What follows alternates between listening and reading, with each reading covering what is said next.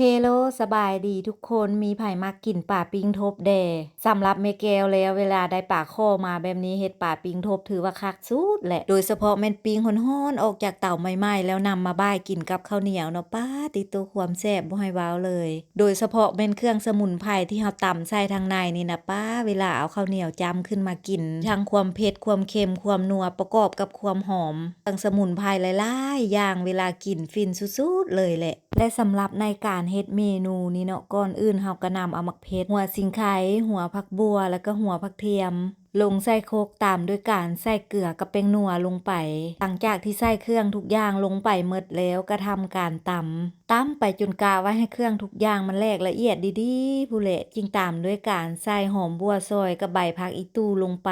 ถ้าผู้ใดมักกินของผักชีเนาะก็สามารถใส่ผักชีลงไปนำตื้มก็ได้แต่สำหรับแม่แก้วบ่มักปานใดเนาะเฮ็ดมื้อนี้แม่แก้วก็เลยบ่ได้ใส่หลังจากนั้นเนาะก็นำเอามาโพะหรือว่ามาเอือบใส่ป่าต้นป่าก็เป็นป่าที่เฮาคั่วแล้วก็แผ่ไว้เรียบร้อยแล้วตอนที่นำมาคั่วนำมาแผ่แม่แก้วก็บ่ได้ถ่ายให้เบิ่งเนาะย้านคลิปมันยาวเกินไป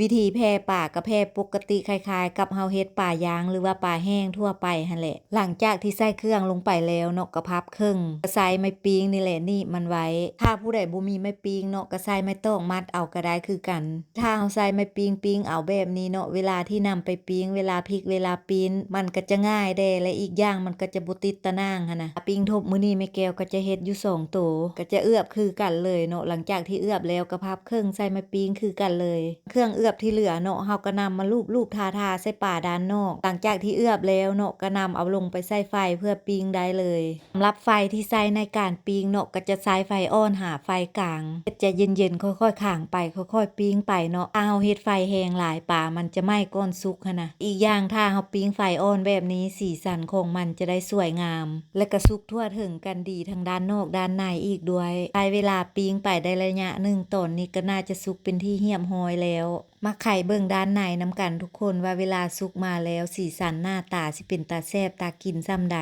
ว้าวทั้งหอมทั้งเป็นตาแซ่บตากินขนาดเลยทุกคนมาเด้อมาจกข้าวเหนียวบ่ายป่าปิ้งทบแซ่บๆหอมๆนำแม่แก้วนำกันว่าแต่สิมีไผสนใจมากินเมนูบ้านๆแบบนี้นำแม่แก้วอยู่บ่เนาะถ้ามีไผสนใจมาเด้อครัวแม่แก้วยินดีต้อนรับเสมอลองนำไปเฮ็ดกินเบิ่งเด้อทุกคนสำหรับเมนูนี่นะแซ่บๆห